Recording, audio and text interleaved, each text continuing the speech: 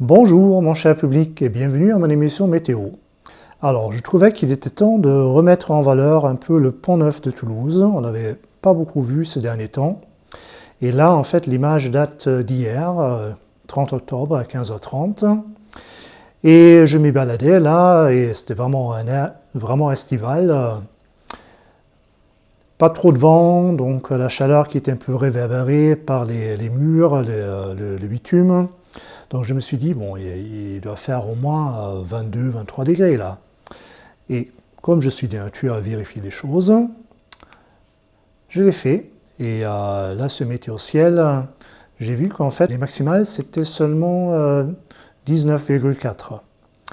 Alors 19,4 un 30 octobre, est-ce que c'est beaucoup ou pas beaucoup? Donc je suis allé plus loin dans la vérification. Et en fait, il y a un super graphique par rapport à ça. Ça, c'est tous les 30 octobre depuis les années 30 à Toulouse. Ça existe pour d'autres stations.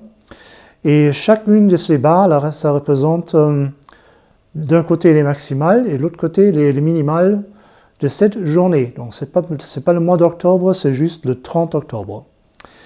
Et qu'est-ce qu'on va là? En fait, on va mettre un peu d'ordre dans les choses. Dans le graphique, on met la barre de 20 degrés et en bas la barre de 0 degrés. Et grosso modo, on voit que le dépassement de la barre de 0 degré vers le bas, c'est plutôt dans les années 30, 40, 50. Et après, les dépassements de la barre de 20 degrés, de notre côté, c'est plus récent. Donc on voit une tendance, bien sûr, au réchauffement. Et alors, deuxièmement, on voit que c'est pas si rare que ça, dernièrement, de dépasser les 20 degrés un 30 octobre à Toulouse, avec un maximum absolu de presque 27 degrés en 2001. Bon, j'ai mis 2001 degrés, non, c'est l'année 2001, excusez-moi. Et en fait, la dernière fois qu'on a connu des gelées nocturnes un 30 octobre, ça remonte quand même aux années 50. Voilà, depuis, ça n'est plus arrivé. Et ensuite, je me suis prêté au même jeu qu'on a déjà fait il y a 2 semaines. Donc, la distance par rapport au solstice d'été. Là, le 30 octobre, on était à moins 51 jours. Et si de l'autre côté, on rajoute 51 jours, on tombe le 11 février.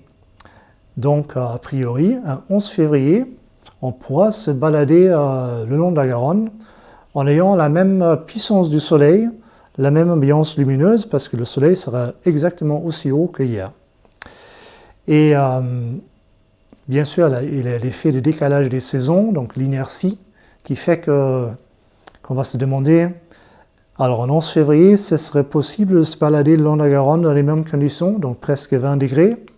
On va regarder ça. Donc, même type de graphique, toujours avec la barre de 20 degrés, la barre de 0 degrés. Et en fait, par rapport à ce qu'on a vécu hier, les 19,4, on n'est pas loin, mais on ne les a jamais atteints. Donc, c'est presque ça en 75. Et alors, ce graphique, il est vraiment chouette parce qu'il montre quelle espèce d'ovni était l'hiver de 1956. Alors, il n'est pas tout seul, mais il est vraiment un peu à part quand même. Donc, on voit aussi 2012, c'était pas mal non plus. Donc, si jamais il y a quelqu'un dans mes spectateurs qui se souvient encore de l'hiver 56 en Occitanie, mettez-moi-le dans les commentaires. Je n'y crois pas trop. Par contre, 2012, je m'en souviens. On va faire la comparaison. Donc, le 11 février en 56, les minimales à moins 14, et surtout, c'est plus étonnant encore, c'est les maximales à moins 7. Donc là, ça pique. Comparaison avec 2012. Là, quand même, les minimales, c'était, je pense que c'est déjà la place 2 sur le podium, juste après 56. Et surtout, là, il n'a pas dégelé de toute la journée. Et je m'en souviens, là, il y avait plusieurs journées à la suite comme ça. Et à l'époque, dans mon quartier de Toulouse, il y avait un générateur au diesel qui soutenait le réseau électrique parce que tout le monde mettait le chauffage à donf. Et sinon, ça aurait mis en péril la stabilité du réseau. Voilà. Ça, c'est ça par rapport au grand froid. Honnêtement, je pense qu'on ne va plus jamais vivre ça comme en 56. Mon ami, c'est pas possible. Deuxième chose à vérifier, ou première chose à vérifier, c'est que la semaine passée, on avait parlé d'un possible épisode Cévenol, donc qui devait concerner surtout le Gard. Donc on avait parlé de Sommières comme exemple. Et alors, c'était prévu donc pour le Gard, pour jeudi. Et en effet, il y a eu un épisode Cévenol, mais comme je disais, prévoir les précipitations avec une exactitude géographique à 5-6 jours d'avance, c'est pas évident. Donc, deux petites erreurs.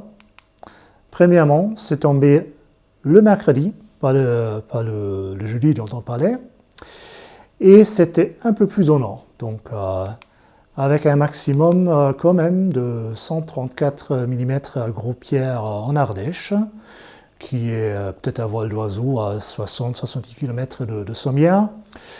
Donc, quelques manques de précision, mais dans les tendances, on était bon. Voyons ensuite le bilan d'ensoleillement pour la semaine passée. On a évoqué un grand écart entre Montpellier et Rodez. On va voir ça déjà. Rodez fait un bon début avec seulement 16 heures de soleil. Et le podium pour Montpellier et Perpignan.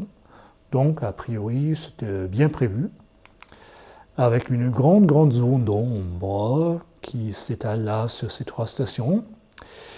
Et par rapport aux prévisions, on voit que c'était un peu plus ensoleillé du côté des Pyrénées et aussi sur le pourtour méditerranéen.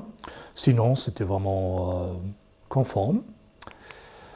La situation actuelle, avec un gros centre dépressionnaire au large d'Irlande et un front qui nous fonce dessus pour le week-end. Et là, est-ce que vous n'allez pas dire, ça n'aurait pas un petit air de déjà vu? Parce que vendredi dernier, la situation était exactement pareille. Et on fait la bataille des modèles. Donc regardez bien, la situation c'est assez clair. Donc, avec la masse d'air qui, on prend comme repère l'isotherme 10 degrés qui fait une sorte de petit dessin de chien dressé là. Et on fait la comparaison avec les prévisions du modèle américain. Là, on voit presque la même chose.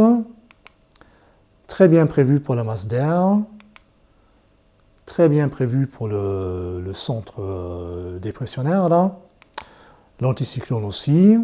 Par contre, il y a quelques défauts quand même tout autour. Hein. Donc là, pas bien prévu non plus. Donc pour ce qui nous concerne dans la proximité, oui, c'est bien, mais pour la situation globale, moyen. Donc je donne 15 sur 20.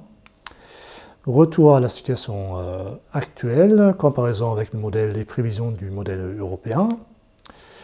Et là, c'est très bien aussi. En fait, la masse d'air, là, elle est un peu plus décalée vers l'est par rapport au modèle américain.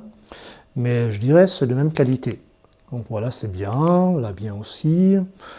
Après, les mêmes défauts qu'on trouve chez les Américains.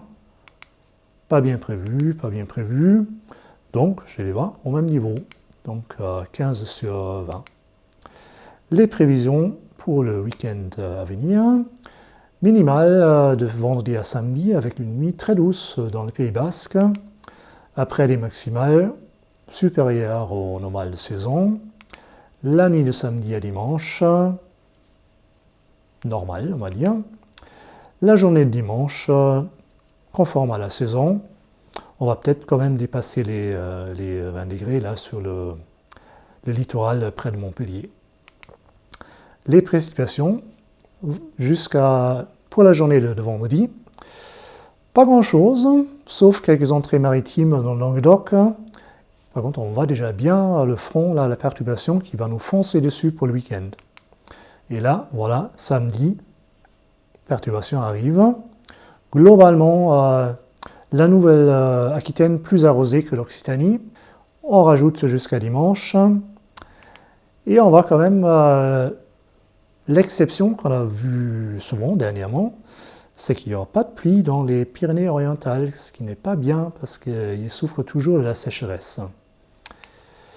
L'ensoleillement, un petit air de déjà-vu, donc un samedi bien gris, sauf peut-être dans les Pérou avec un maximum de 7 à 8 heures là au Cap Béat. Dimanche, plus mitigé, avec une répartition quand même assez classique d'un flux de nord-ouest, donc bien bouché au pied des Pyrénées. Quelques éclaircies à l'abri du Massif central et des Cévennes, là, jusqu'à 6 à 7 heures. L'ensoleillement pour toute la semaine à venir, un mois d'hier, homogène. Voilà. Ensuite, les prévisions pour les températures et les précipitations. Comparaison entre le week-end et on rajoute toute la semaine. Donc, ça va tomber jusqu'au week-end. Et au courant de la semaine, il se rajoute quand même plutôt quelque chose là dans les Landes.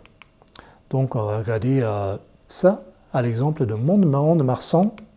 Et de l'autre côté, bien sûr, ça s'y prête Perpignan. Alors, Mont-de-Marsan, toujours en haut, la courbe des températures. Un week-end encore doux, puis petite baisse des températures, puis remontée. Et pour les précipitations, on voit que c'est assez conforme. Donc, je rappelle, sur la carte, on représente le calcul qui correspond aux courbes vertes. Et la courbe blanche, c'est la moyenne des calculs. Donc, il n'y a pas beaucoup de différence. Bon, là, il y a une petite différence de répartition, mais dans les tendances, c'est d'accord. Et après Perpignan, et je dis merci à Perpignan, parce que pour une fois, je peux bien démontrer qu'il ne suffit pas de se fier à ce qu'on voit sur les cartes. Parce qu'à Perpignan, la courbe verte, elle est toute plate, donc effectivement, pas de précipitation jusqu'à vendredi. Par contre, la moyenne des calculs, c'est bien différent. Donc, il se peut bien qu'à partir de mercredi, jeudi, ça va mouiller un peu à Perpignan. C'est même fort probable à vérifier la semaine prochaine. Voilà l'utilité de voir les ensembles qui sont un peu techniques, mais qui donnent quand même des infos utiles. Il reste alors à comparer les prévisions des modèles européens et américains à J+7. Ça, c'est le modèle américain pour dans une semaine. Et là, encore une fois, un air de déjà vu. Voilà.